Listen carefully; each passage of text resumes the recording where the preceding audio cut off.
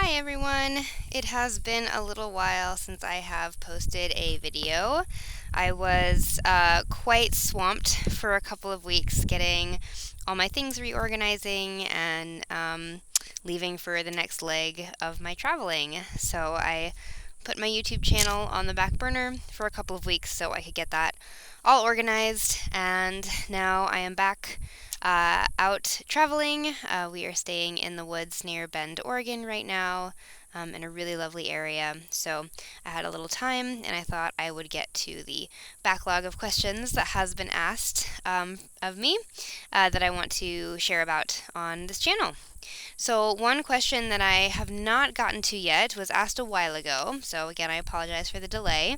But it was to ask about what eating disorders are caused by and what the remedy is from a nutritional therapy perspective. And I appreciate this question, even though it is quite a contentious topic. And so part of me was hesitant to weigh in because people have very strong and very charged and very emotional feelings about this topic. Obviously, a lot of people have suffered a lot with their own experience of eating disorders, and just diet culture really unreasonable standards around body types and how bodies should look, and what you should do in order to get a particular physical aesthetic, have negatively affected a lot of people, even those who don't have an outright eating disorder. And so I think it's understandable why people have a lot of very charged emotions on the topic. But unfortunately, I think that it has caused kind of an extreme approach to treating eating disorders, which I do not actually agree with in all my experience and research and studies. And, coming from the mental health field, there is a very specific way that eating disorders are treated. And if you go outside of that at all, it is considered that you are, kind of out of competency, right? Or not using an evidence-based approach. And so, this has been an interesting place for me since I both work in the mental health field and work as a nutritional therapist, when I actually see eating disorders as a much more complex phenomenon than it is often brought up in the mental health world. Now, that being said, I also see in the healthy eating, health and wellness, alternative health kind of sphere, sometimes the way eating disorders are talked about are extreme in a different way. Not acknowledging maybe some other factors that do come from more of a psychological or emotional perspective. And unfortunately, in the health and wellness sphere, sometimes some of the most damaging aspects of diet culture do get replicated in a way that I think can actually exacerbate some people's problems with food and eating. So what I want to do in this video is acknowledge that there are positive insights and unhelpful attitudes in both of these extremes, in both the way that the mental health field approaches eating disorders and in the way that more of the alternative health and wellness field tends to approach all mental health issues just through food and nutrition alone. So, first of all, I'm going to talk about the things that are really popular in the mental health field nowadays when it comes to treating eating disorders. And the first is intuitive eating. And I actually really like the idea of intuitive eating, and I think the way it was more meant to be used. I think I have seen it taken and kind of skewed to be this kind of anything goes pass around, like, well, my intuition said that I, wanted to eat all these things that, really we know are not good for your overall health, but my intuition is telling me that my body needs these, so, I'm going to eat them.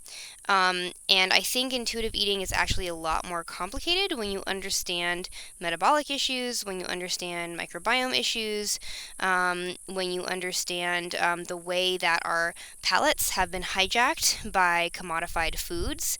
There are so many ways in which our instincts get kind of smothered, like our true intuitive instincts get smothered by the way the food industry has been set up. And so in principle, I think the idea of intuitive eating is really beautiful. I do think that when we are in balance and we are eating all whole foods and we are very in tune with nature and nutrition and our bodies will tell us what we need. And I think once people get to a certain level of health, they can really trust their instincts. This is something I usually tell clients when I'm working with them is, okay, like the first 3 months we're working together, you're going to have to kind of override what your gut is telling you. After that, you're going to be able to deeply trust what your gut is telling you.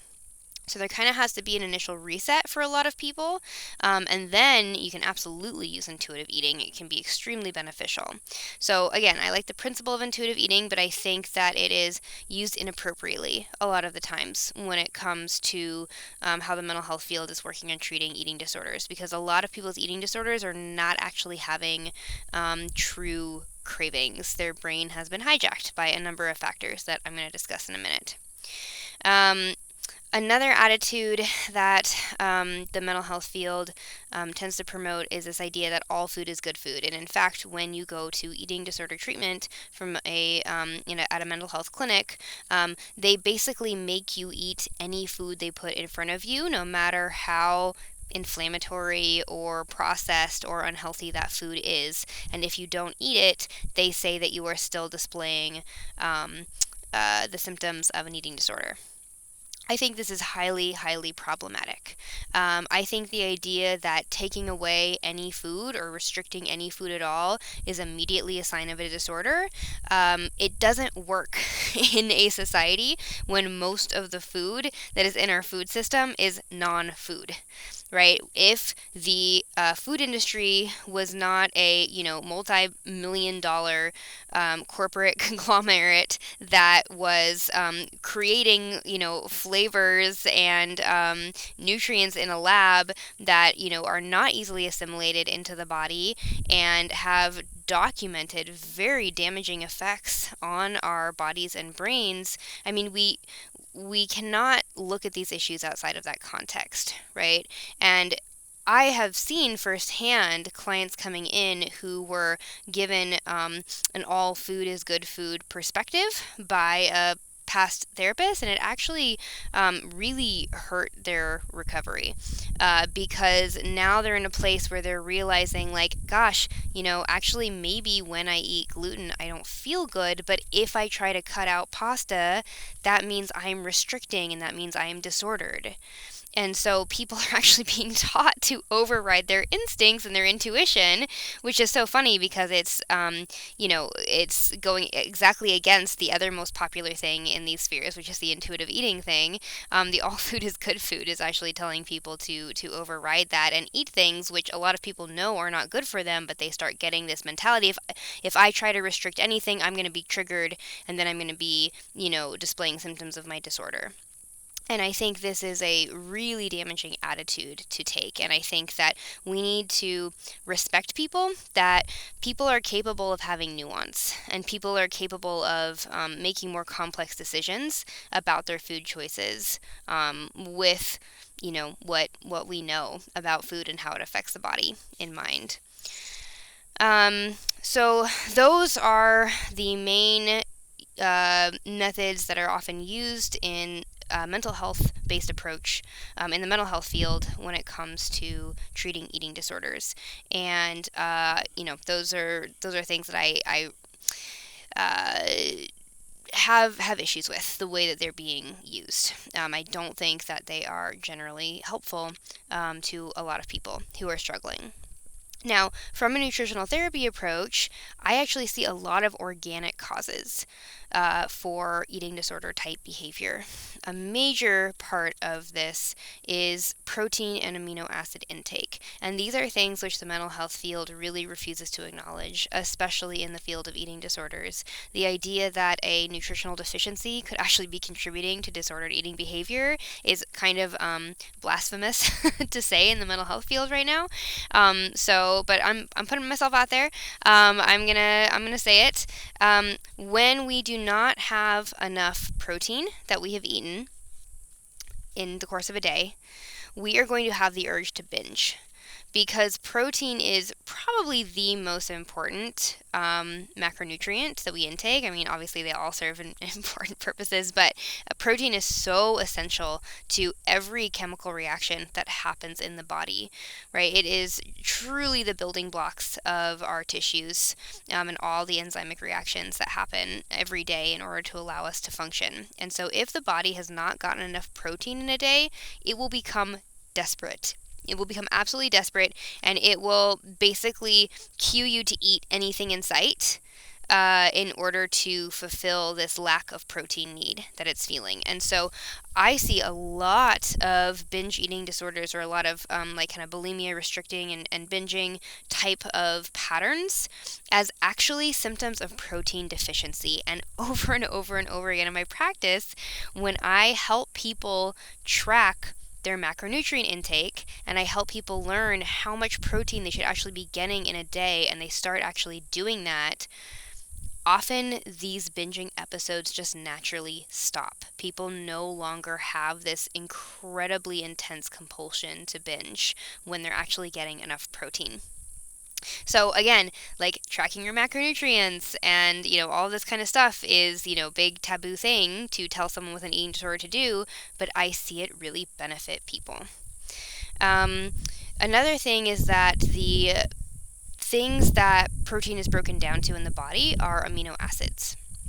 And amino acids are the building blocks of neurotransmitters. And when we have a deficiency in neurotransmitters, we often have some a pretty wide variety of mental health issue. It can manifest a lot of ways, but one way that it manifests is body dysmorphia. There are actually a lot of people who find when they increase their protein intake appropriately and they're getting a lot more complete amino acids in their diet, usually this has to be protein from an animal source, from a meat source, suddenly their body dysmorphia just goes away. I encourage you guys to look at my interviews playlist. There is a great interview I did with my client Jordan, where this is such a great example of how this happened to him exactly. That he was really struggling with lingering feelings of body dysmorphia, and when we really adjusted his diet to increase his protein intake and really prioritize that over everything else, within a month his body dysmorphia was gone. So there may be a lot of factors here. I'm not saying this is the only one, but it is a key one that is overlooked because, again, this all food is good food mentality means that people who are treating eating disorders are not talking about nutrition with their clients, or the only way they're talking about it is to tell them you have to eat everything or you have a disorder. And I'm finding that that's not actually helping. Another issue is zinc and low stomach acid. There is this really interesting phenomena that happens where especially people who menstruate, like as they get into their teen years and they're not getting enough zinc in their diet, and maybe not getting enough sodium either, like the things that are kind of the building blocks of stomach acid. Maybe they don't have a very high protein, high meat diet, which is where you're going to get, a lot of those nutrients, especially zinc. They start to really move towards a vegetarian or a vegan diet. They start getting this distaste for meat, and that is actually a symptom of zinc deficiency, and is a symptom of having low stomach acid, because when you are not producing enough stomach acid, you stop wanting the things that require a lot of stomach acid to digest, and meat does require high levels of stomach acid to digest. That's why human stomachs should be quite acidic, but a lot of people are struggling with low stomach acid, and a lot of this has to do with zinc intake. And a symptom of zinc deficiency is a distaste for meat, which exacerbates the zinc deficiency. And so a lot of this pattern of these usually young women who are drawn to veganism or vegetarianism, and they tend to be very obsessive compulsive and very restrictive around their eating and become very underweight. This is a classic sign of zinc deficiency and low stomach acid. And so the solution, again, is not all food is good food or intuitive eating, because their intuition is telling them to avoid the things that would actually correct their deficiency. But it is to slowly help them rebuild their relationship with food so that they can start to, in small amounts, as they can tolerate, start eating the foods that are going to correct these deficiencies and stimulate their stomach acid production appropriately. And this is actually what's going to correct this imbalance and correct the tendencies towards anorexia. B1 has also really been correlated with anorexia. I'm not going to talk as much about that right now, but that is often, B1 deficiency is often caused by a high carbohydrate diet. And this is definitely associated with this deficiency as well. Histamine is another issue. So there is this pattern you will see, a different one, where people will chronically undereat, but they will still be overweight. And a lot of times these people have a lot of really poor body image issues. They often have a lot of really intrusive negative thoughts, a lot of really obsessive and restrictive mentalities around food. And a lot of them are eating like 700, 800 calories a day, like very, very low, and yet they still look kind of puffy and overweight. And so these are people who get into this cycle of some of these really extreme binging and restricting patterns, or just restricting, right? But they don't fit the classic anorexic profile because they're kind of chubby or puffy. And so this is a common symptom of histamine intolerance. Actually, it is this really interesting way that anorexia will manifest in people who are not underweight. Generally, sometimes people are underweight, but generally it's people who actually have a little extra weight, even though they're chronically undereating. So the issue with histamine intolerance is that you have to eat a low histamine diet for a while to reverse those symptoms. And a lot of times when people start eating low histamine, people who have this presentation, suddenly their appetite will come back, because histamine is an appetite suppressant, and histamine can also cause a lot of really intrusive negative thoughts and obsessions and compulsions. A lot of people with kind of OCD type tendencies often have high levels of histamine in their brain. So this is another pattern that can manifest as an eating disorder, and the solution is not all food is good food. The solution is, let's structure your diet so that you're eating low histamine for a while, so that we can reduce your symptoms, and then we can work in figuring out what the root cause is, maybe do a gut reset, something like that. So these are examples of ways that I use nutritional therapy, and I use specific dietary protocols to actually heal eating disorders, which again, if you come from the mental health field, sounds crazy, but this is something that I've found to be actually very effective. So something to take into consideration, that these may be pieces of your puzzle that you have been missing when you've taken more of a conventional approach to treating an eating disorder. Now, I do want to talk for a minute, not too long, because I don't want this video to be too long, but I want to share, on the other hand, how diet culture has unfortunately gotten into the health and wellness sphere. And I have seen some really troubling trends, especially in areas like keto and carnivore, and it happens in vegan spheres too. I'm just not a part of those communities, so I don't see it as much, but it's absolutely there. So any kind of more intensive diet that you might do, which has wonderful medicinal benefits, there's also the tendency to adopt attitudes of diet culture along with it. And I see this a lot with my clients coming in who maybe have done a certain diet or want to do a certain diet, and they are still using the mentality of diet culture, even though these are actually very healing therapeutic protocols. And what I mean by diet culture is this attitude that your choices around food have like a moral value, right? Or that the size or shape or, aesthetics of your body have a moral value, right? This is what is so damaging about diet culture, and this is how our culture and our social upbringing and our social conditioning absolutely does psychologically and emotionally contribute to eating disorders as well. So I don't want to say like, okay, everyone just like up the zinc in your diet and you'll, everyone will recover from their eating disorders. No, it's not that simple. These are key pieces that I think are getting overlooked, but we also need to address how we have been programmed to see moral value in our food food and in our food choices. And all these things are really neutral, right? There is no such thing as bad food or good food. There is food that will help you more towards your goals for your health and well-being. And there's food that will probably become obstacles to those goals, right? But this has nothing to do with bad or good. It has nothing to do with being a bad or good person.